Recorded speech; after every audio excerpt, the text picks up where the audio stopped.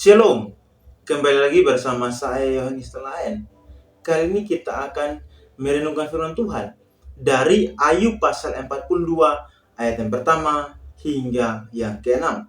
Sekali lagi, Ayub pasal 42 ayat yang pertama hingga ke-6. Saya akan baca untuk kita semua. Lembaga Indonesia memberikan satu tema, yaitu Ayub mencabut perkataannya dan menyesalkan diri. Ayat 1, maka jawab Ayub kepada Tuhan, aku tahu bahwa engkau sanggup melakukan segala sesuatu dan tidak ada rencanamu yang gagal. Firman-mu, siapakah dia yang melubungi keputusan tanpa pengetahuan? Itulah sebabnya, tanpa pengertian aku telah bercerita tentang hal-hal yang sangat ajaib bagiku dan yang tidak kuketahui. Firman-mu, dengarlah, maka akulah yang akan berfirman. Aku akan menanyai engkau, supaya engkau memberitahu aku. Hanya dari kata orang saja aku mendengar tentang engkau, tetapi sekarang mataku sendiri memandang engkau. Oleh sebab itu, aku mencabut perkataanku, dan dengan menyesal aku duduk dalam debu dan abu. Tema renungan kita adalah tidak ada rencanamu yang gagal. Sekali lagi, tidak ada rencanamu yang gagal. Saudara yang terkasih dalam nama Tuhan Yesus Kristus, Tuhan merencanakan kita untuk menjadi pribadi yang berkenan kepadanya. Dengan mekanismenya, kita mengalami pemurnian sehingga memiliki karakter Kristus yang kuat untuk menjadi berkat. Penderitaan adalah salah satu cara Tuhan untuk membentuk kita, sehingga kita mengalami peningkatan kualitas rohani dan pemulihan terjadi atas kita. Saudara yang terkasih dalam nama Tuhan Yesus Kristus, Allah tidak menjawab pertanyaan mengapa Ayub menderita. Ayub pun tidak mempermasalahkan hal tersebut. Bagi Ayub, mengenal dan mengetahui Allah, berdoa dan peduli sudah cukup untuk menerima dan menjalani penderitaan itu. Penderitaan Ayub adalah batu ujian imannya, yaitu bagian dari rencana Allah yang tidak pernah gagal atas dirinya. Ini adalah tujuan Allah bagi Ayub melalui penderitaannya. Ada beberapa hal yang kita akan merenungkan. Yang pertama, ia lebih mengenal Tuhan. Sekali lagi, yang pertama, ia lebih mengenal Tuhan. Ayat 2. Di sana dikatakan, aku tahu bahwa engkau sanggup melakukan segala sesuatu dan tidak ada rencanamu yang gagal. Saudara yang terkasih dalam nama Tuhan Yesus Kristus, aku tahu bahwa engkau sanggup melakukan segala sesuatu dan tidak ada rencanamu yang gagal. Ini menunjukkan pengalaman Ayub kepada pribadi Tuhan setelah mengalami berbagai penderitaan yang hebat. Ayub mengakhiri pergumulannya dengan merefleksikan hidupnya dalam terang jawaban Allah, bahwa secara terperinci Tuhan menumbuhkan kekuatan dan memberi solusi atas pergumulannya. Dalam ketulusannya, Ayub mengalami pembelaan Tuhan atas dirinya. Titik balik kehidupan Ayub dimulai dari pengakuan bahwa Allah sanggup melakukan segala sesuatu sesuai dengan rencananya. Bisa baca dalam ayat 1.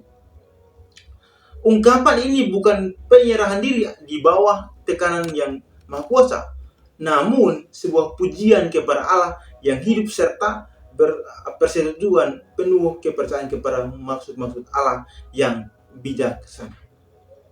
Ini adalah jawaban yang penuh kerendahan hati dan ketundukan kepada Allah, sehingga tanda bahwa Ayub semakin mengenal Allah.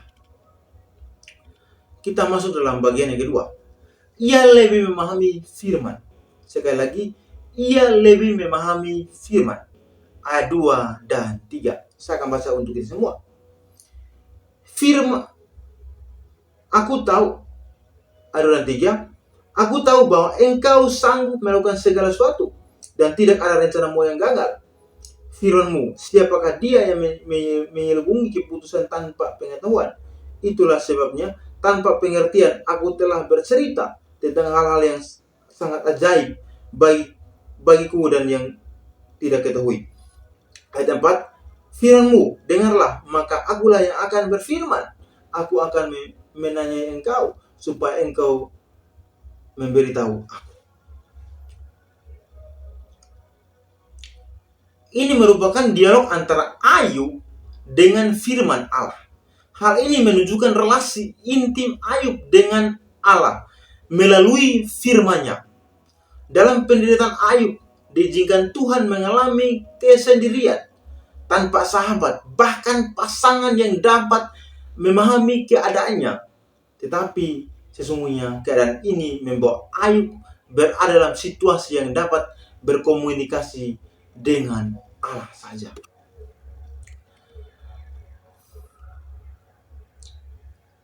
Ayub mengutip kata-kata Allah dengan mengarahkannya pada dirinya sendiri. Akulah orangnya. Bisa baca dalam ayat yang 3 bagian B. Manusia terbatas dan tidak dapat menentukan jalannya.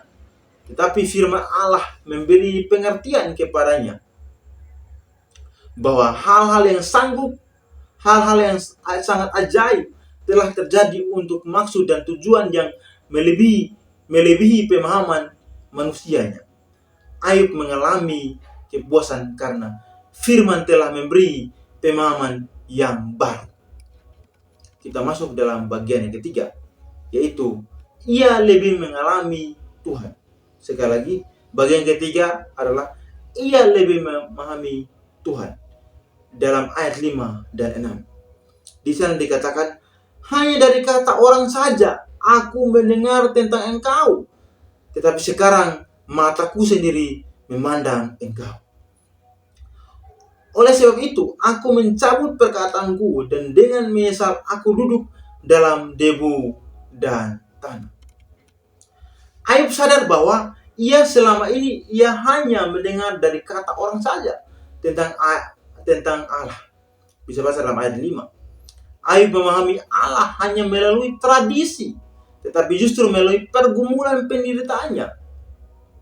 Ayub secara langsung berjumpa dengan Allah. Ayub mengetahui bahwa Allah juga turut serta di dalam penderitaannya. Pengalaman inilah yang mengubah pandangan Ayub atas kehidupannya dan pandangan terhadap Allah. Pengalaman ini digugat baik oleh Allah, merupakan pengalaman indah bagi Ayub. Pengertian Ayub direntang luaskan Allah, maka dilihatnya luar biasa kebesarannya, keajaiban, kesetiaan dan kemuliaan Allah.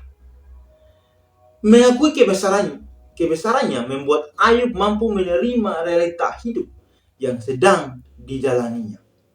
Ia mencabut gugatan yang pernah dilontarkan kepada Allah. Bisa baca dalam ayat 6. Saat Ayub mengaku salah di hadapan Allah, maka saat itu pula pembenaran Allah berlaku atas Ayub.